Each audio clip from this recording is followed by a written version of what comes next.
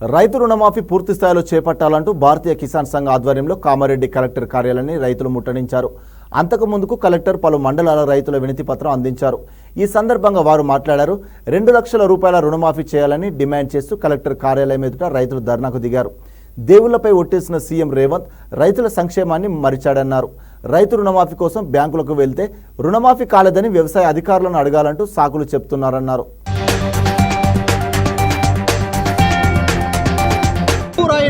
ప్రళయం వచ్చిన భూమి బద్దలైన ఇక్కడ సూర్యుడు అక్కడ పడిసిన నేను 2 లక్షల రుణం మాఫీ ఆగస్టు 15 లోపల చేస్తున్నా. నువ్వు ఎంత బుద్ధిమంతుడివో ఇప్పుడు మాకు అర్థమవుతోంది. రేవంత్ గారు, మీరు రైతులను గెలుక్కున్నారు. మీకు రైతుల నుంచి రాబోయే రోజులలో రైతు అంటే ఏందో మీకు చూపిస్తాము.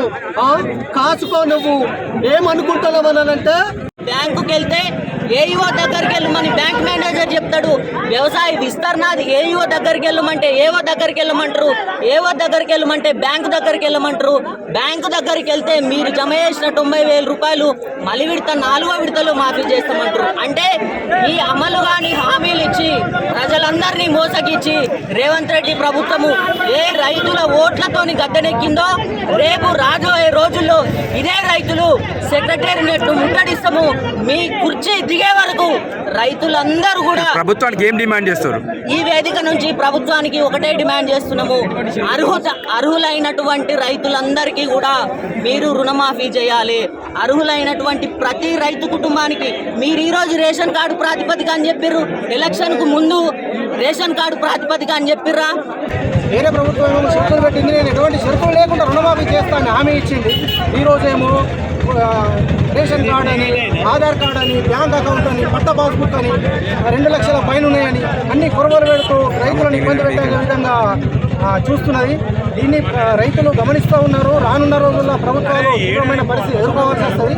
కనుక రైతుల పక్షాన డిమాండ్ చేసేదంటే ఉన్న ఫలంగా తక్షణమే ఎటువంటి షరతులు లేకుండా 2 లక్షల రుణమాఫీ చేయాలని ప్రభుత్వాన్ని డిమాండ్ చేస్తున్నారు.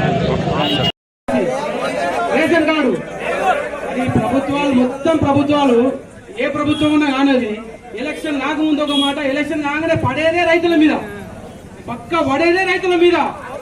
ఓట్లు వేసేది కూడా రైతులే. రైతులందరూ ఏకదాటిగా ఉంటే ఏ ప్రభుత్వం వచ్చినా మనం ముందర ఉంటాం, కానీ మనం వాళ్ళ ఎన్నుకుంటే కనిపించుకోం. దయచేసి చెప్తున్నా, ప్రభుత్వానికి ఒక్కటే హెచ్చరిస్తున్నాం, రుణమాఫీ అనేది రేషన్ కార్డుకి ఎలాంటి సంబంధం లేదు. ఇప్పుడు రిన్యువల్ చేసుకున్న రైతులు ఉన్నారు ఇక్కడ, అందరూ చేసుకున్నారు రిన్యువల్. ఏమి రేషన్ కార్డు ఇచ్చి రిన్యువల్ చేసుకున్నారు? ఇదని చెప్పండి, రేషన్ కార్డు రిన్యువల్ చేసుకున్నారు మీరంతా కాదు కదా?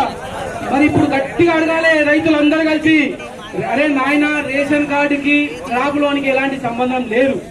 రేషన్ కార్డుకి క్రాప్ లోన్కి సంబంధం లేదు. రైతుకి పాస్బుక్ ఒక్కటే సంబంధం. రైతుకి పాస్బుక్ ఉంటే గవర్నమెంట్ బ్యాంకులలో ఎస్డిఎఫ్, బీసీసీబీ ఏ బ్యాంకులైనా సరే పాస్బుక్ చూసుకొని లోన్లు ఇస్తే తప్ప రేషన్ కార్డు ప్రాతిపదికన లోన్లు ఇవ్వవు. దయచేసి ఎలాంటి కండిషన్ పెట్టకుండా 2 లక్షల వరకు రుణాల్ని నువ్వు ఏదైతే మాట ఇచ్చిర్రో ప్రభుత్వం, ఆ మాట మీద ఉండి 2 లక్షల వరకు రుణాలన్నింటినీ మాఫీ చేయాలి.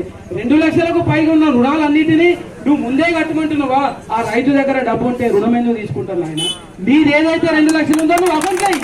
మీ అకౌంట్ చేసిన తర్వాత మిగిలింది ఆయనకు పంట మండిందో, లేకపోతే ఏదైనా లోన్ తీసుకుంటాడో, ఇంకేమైనా తీసుకుంటాడో, లోన్ కట్టుకుంటాడు, ఇంకో లోన్ కట్టుకుంటాడు, బంగారం పెట్టైనా లోన్ కట్టుకుంటాడు. నువ్వు ఇచ్చిన మాట ప్రకారం 2 లక్షల అకౌంట్ లేయి. ఫస్ట్ వేసిన తర్వాత నువ్వు లోన్ అడగాలి, కానీ నువ్వు అది వేస్తే ఇది కడతా అంటే ఇదే కిందికి